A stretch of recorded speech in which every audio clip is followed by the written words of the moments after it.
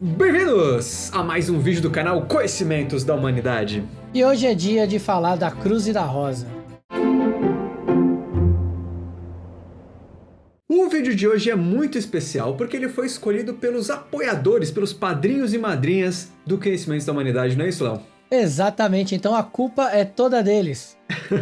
E a gente vai dividir esse vídeo em duas partes. A gente vai contar um pouquinho da história pregressa, um pouco de lenda aí no meio, e uma segunda parte onde a gente vai contar as ordens, o que foi acontecendo até a gente chegar nos dias de hoje. Bom, aqui no Brasil, a Rosa Cruz, o rosacrucianismo, ele está muito associado à Amorque, que é uma das maiores ordens iniciáticas do mundo, mas a tradição Rosa Cruz, ela não se resume a essa ordem. Na verdade, até para polemizar um pouquinho, os membros rosacrucianos que não estão na Amorque, estão em outras ordens, dizem até que de Rosa Cruz a Amorque não tem quase nada.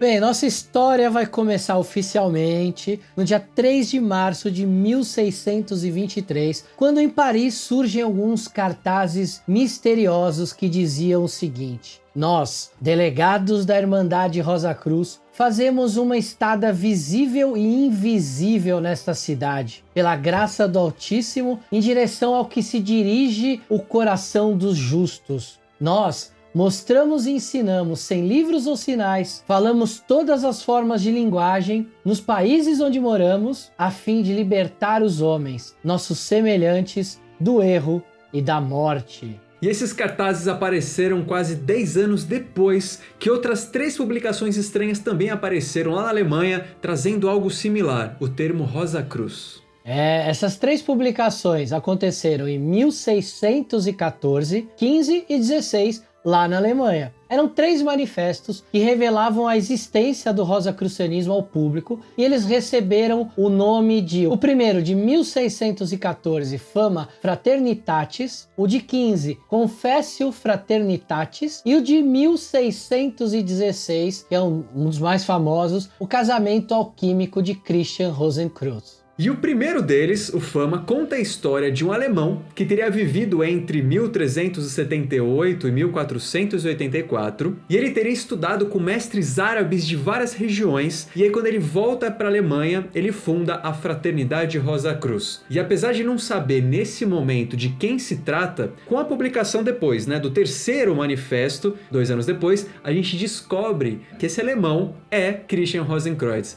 cuja tumba teria ficado desconhecida, escondida, até 1604, quando aí sim ela foi secretamente descoberta. Além dessa história, o manifesto ele já trata de alguns preceitos da ordem. Então, nenhum membro deveria fazer qualquer coisa que não fosse curar os enfermos gratuitamente. Não deveriam jamais usar algum tipo de roupa especial. A cada ano, sempre na quinta-feira santa, que é o dia dos enfermos, deveriam se reunir na casa do Espírito Santo para trocar experiências, e cada irmão deveria buscar uma pessoa merecedora que, após sua morte, pudesse sucedê-lo, e a regra de que a fraternidade permaneceria secreta por 100 anos. Já o segundo manifesto, o Confessio, nos diz ainda mais a respeito dos propósitos deles. O mundo renovado, curado das doenças da atual filosofia, o oferecimento de novos pontos de vista sobre o mundo, introduz também certas crenças básicas dos Rosacruzes, como por exemplo, a crença em Deus, em Cristo, nos anjos e nos espíritos, o despertar humano, o aprofundamento nos conhecimentos da natureza, das artes e da medicina. Também nos fala da forma gradual e iniciática de se obter os segredos revelados, e ainda, nesse mesmo manifesto, ele critica os hereges, os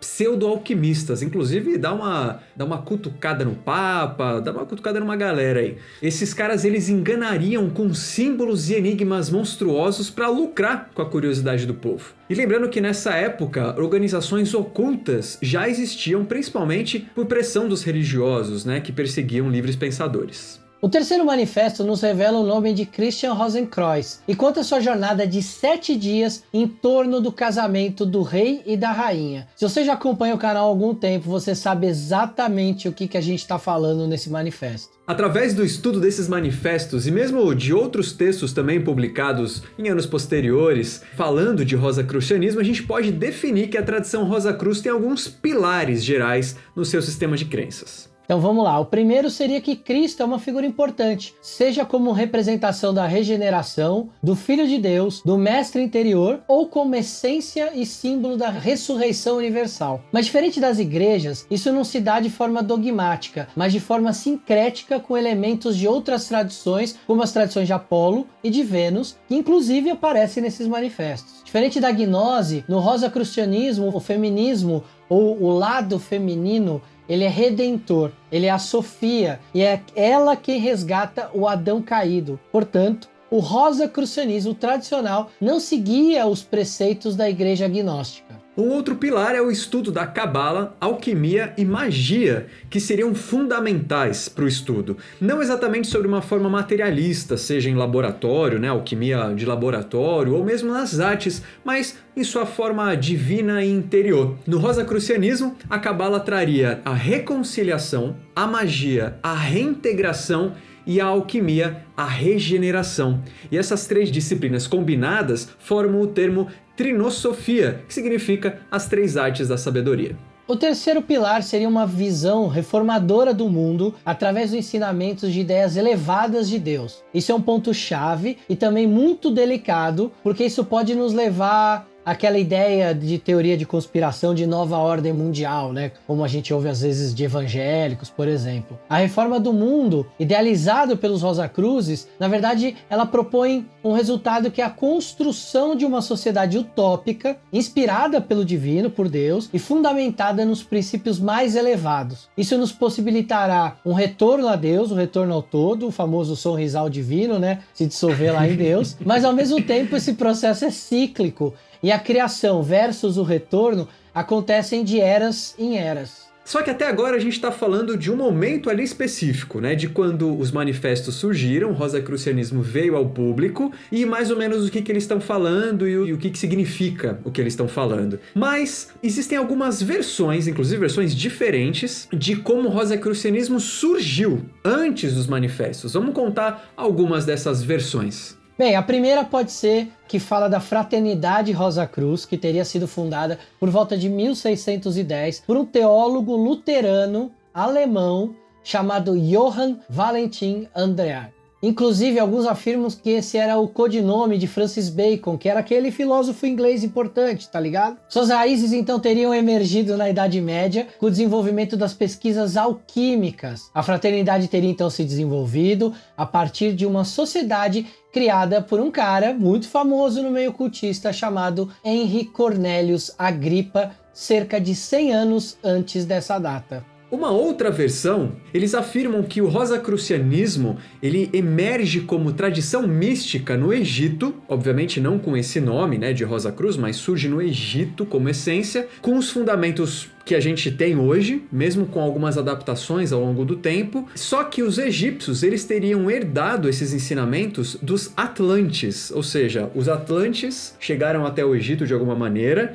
gerou esses ensinamentos e algumas escolas surgiram, foram se adaptando até chegar no rosacrucianismo atual. Como a gente viu nos manifestos, a gente está falando de um pensamento de atividades cíclicas, ou seja, de períodos em que esse conhecimento fica dormente e em períodos que ele voltaria à atividade. Então, dessa forma, certos rosacruzes, eles teriam recebido a missão de despertar novamente o rosacrucianismo para um novo ciclo de atividades. Bom, e há também uma crença baseada no primeiro manifesto, o Fama, de que os magos islâmicos sufis do deserto passaram um conhecimento deles para o Christian Rosenkreuz e com esse ensinamento o rosacrucianismo foi iniciado na Alemanha no século XIII. Mas tem tradições que, olha só, que defendem que o Christian Rosenkreuz é o nome simbólico de uma entidade que esteve encarnada na Europa nos séculos 13 e 14 com o objetivo de preservar a natureza espiritual da humanidade. Então esse cara, essa entidade encarnada, teria trabalhado com os alquimistas e inspirado as investigações metafísicas e as práticas de cura. Para os adeptos dessa tradição, o Conde de Saint-Germain e Christian Rosenkreuz foram manifestações dessa mesma entidade.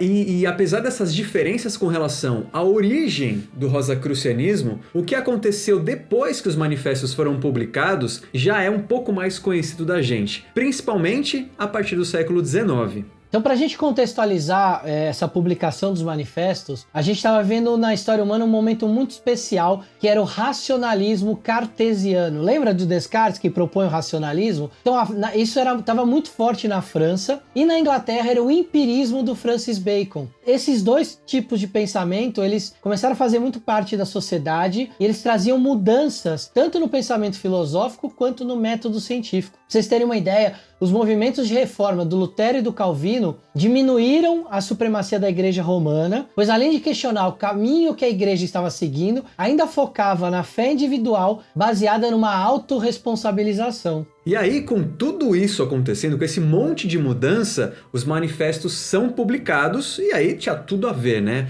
A repercussão foi... Alguns dizem que foi tão grande quanto a repercussão da reforma de Lutero e Calvino, gerando, até o início do século XVIII, cerca de 1.700 textos reagindo a eles. Lembrando que a gente está falando de um tempo muito anterior à internet, onde qualquer um fala sobre os textos publicados aí. Então, 1.700 textos reagindo a um manifesto é bastante coisa. Bom, e aqui a gente encerra a primeira parte sobre o rosacrucianismo. E aí, a próxima parte vai ser o que aconteceu com as ordens depois do manifesto. Que ordens que foram fundadas e como isso foi gerando o rosacrucianismo que a gente conhece hoje. Certo, Léo? Certo, então fica aí com a gente porque no próximo vídeo a gente vai falar um pouco mais sobre a cruz e a rosa entre suas diversas ordens e manifestações, certo? Um beijo no seu coração e não perca agora a história das ordens, hein? Até lá!